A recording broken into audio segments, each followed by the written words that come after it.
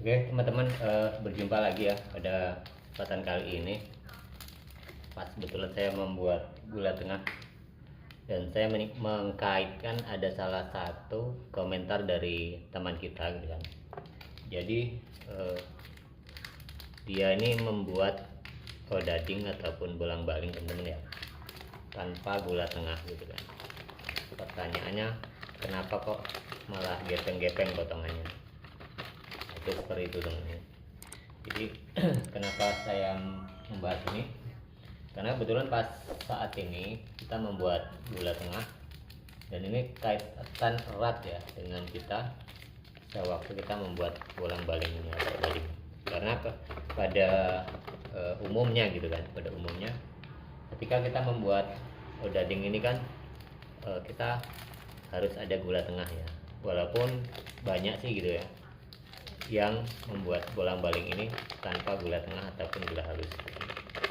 Tetapi untuk hasilnya, nah kalau umpamanya itu tidak ngembang ataupun gepeng-gepeng hasilnya, berarti kan ada kesalahan yang harus diperbaiki gitu ya. Jadi secara logika namanya, kalau membuat bolang-baling itu tanpa gula tengah itu justru akan semakin ngembangnya semakin bagus karena tidak ada tekanan dari unsur gula ini sendiri gitu kan. Jadi gula tengah ini sebenarnya kan bisa menjadi satu tekanan sendiri teman-teman di adonan kita itu gitu kan, sehingga artinya kalau tidak ada gula tengah itu berarti kan ngembangnya itu semakin sempurna, makin baik, bagus gitu kan, seperti itu. Nah itu secara logika, tapi kan pada kenyataannya kan ada juga yang ternyata masih gagal. Nah itu yang perlu diperbaiki ya, otomatis adalah pada adonannya teman-teman. Kita sendiri aja yang sudah biasa gitu kan, ketika membuat bolang-baling ini atau odading ini kan, ketika digoreng walaupun ada gula tengahnya dia pasti ngembang gitu seperti, jadi pasti dia mekar gitu kan. Nah itu yang biasa kita lakukan kan seperti itu. Nah ini saya menghitung ini dulu teman ya.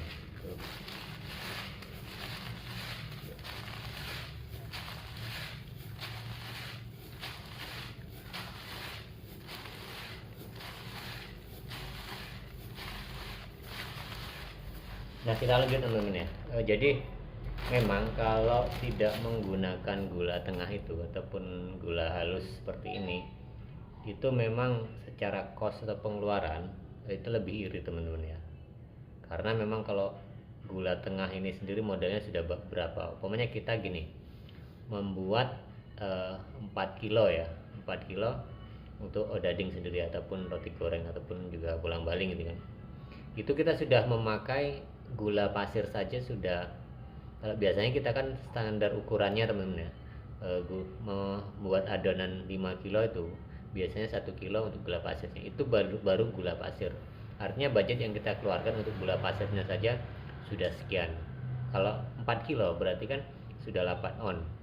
Kalau punya harga 15 atau berapa gitu kan, mungkin sudah berapa pengeluaran kita itu di gula saja ya.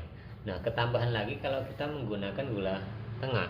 Gula tengah ini kalau 4 kilo berarti itu penggunaan gula tengahnya itu sekitar setengah kilo lah gitu kan. Setengah kilo kan berarti ini seperempat teman-teman. Jadi harus mengeluarkan biaya untuk gula halus sendiri 2 pack ini, belum sama wijennya. Artinya 2 pack ini harga sudah berapa teman? Ini 6.000 satu bungkus, berarti kan sudah 10.000 sampai 12.000 tergantung harga ya. Kalau sini eceran 6.000, kalau kita beli balan itu 5.500 atau 5,5 ya. Jadi untuk gula halusnya aja budget kita sudah 5,5, belum tambah wijen. Wijen ini teman-teman ya, kalau saya membuat sekilo ini menggunakan seperempat, sedangkan sekilo ini kisaran harga 55.000 seperti itu ya. Berarti kalau seperempat itu sekitar harga anggap aja 15.000 ya. Berarti kalau setengah kilo gula halus berarti tambahan pengeluaran itu adalah sekitar 7.000-an kan seperti itu. Nah itu pengeluaran untuk kita untuk gula tengah aja ya seperti itu. Tapi kalau memang teman-teman bagus secara penjualan tidak memakai gula tengah gitu kan, itu akan lebih bagus karena secara pengeluaran, secara budget itu otomatis kan lebih berkurang kan seperti itu. Tapi identiknya kalau kita membuat daging itu ya menggunakan gula tengah seperti itu. Oke teman, saya lanjut ya sambil membuat ini. Jadi ini gula halus karena sinkron dengan tadi. Kalau upahnya tadi tidak ngembang tanpa gula tengah, apalagi kalau menggunakan gula tengah, itu akan semakin parah lagi gitu. Artinya itu memang yang tadi harus diperbaiki cara ngadonnya. Dan ini teman-teman ya, gula tengah kalau bagi kita yang biasa itu sangat berfungsi sekali, sangat fatal sekali, dan artinya paling pokok gitu kan seperti itu. Karena gula tengah ini sangat mempengaruhi. Ketika gula tengah itu buatan kita tidak bagus, otomatis hasil yang kita peroleh besoknya atau ketika kita sudah digoreng adonannya itu juga akan semakin susut, akan berkurang banyak gitu kan. Nah, jadi makanya gula tengah ini harus benar-benar bagus teman-teman bikinnya ya. Berkali-kali saya mengatakan bahwa untuk mencari titik aman di gula tengah ya kita maksimalkan di gula halusnya yang lebih berkualitas. Nah seperti itu. Jadi teman-teman ya, kalau tadi dari teman kita mengatakan kurang ngembang, nah itu bisa menjadi permasalahan yang harus kita cari teman-teman ya. Jadi penyebab apa ya tidak ngembangnya adonan seperti itu, sedangkan tanpa gula tengah saja sudah tidak ngembang. Jadi memang banyak sekali teman-teman ya faktor ketika kita membuat adonan itu tidak ngembang. Salah satunya mungkin bisa pengaruh karena pengembang itu sendiri kan seperti itu. Itu kan bisa teman-teman lihat ataupun cek ya. Tapi menurut saya kalau umpamanya alasan tidak ngembangnya adonan itu biasa yang terjadi itu kan karena faktor, kalau kita kan menggunakan ragi instan teman-teman. Karena faktor ragi instan menurut saya tuh kayaknya kok kurang pas ya, karena kalau kita memang beli masih dalam bentuk segel gitu kan, dipakai sebulan pun seperti saya itu kan pakai ragi instan yang merek Mauripan gitu kan, itu satu bungkus yang 500 gram itu sampai 3 mingguan, artinya kan hampir 1 bulan ya seperti itu tidak masalah kan seperti itu.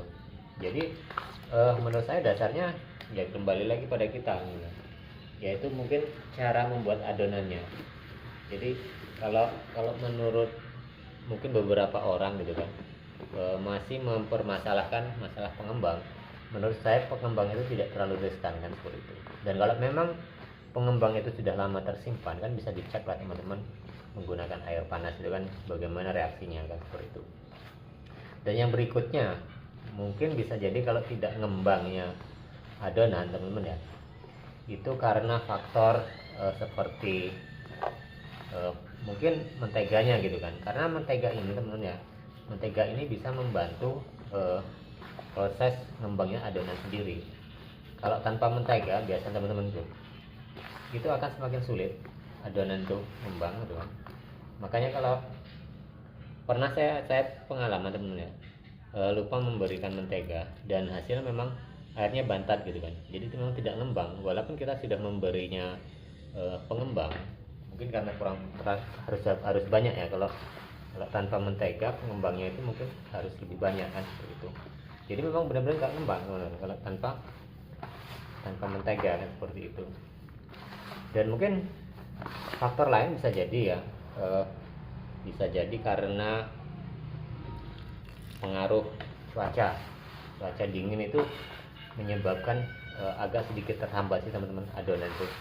Jadi adonan itu susah naik gitu kan karena faktor cuaca. Mungkin bagi teman-teman yang daerah-daerah di dekat-dekat pegunungan itu mengalami hal itu kesulitan gitu kan. Karena pengalaman saya juga, saya pernah berjualan di daerah-daerah dekat pegunungan gitu. Memang benar.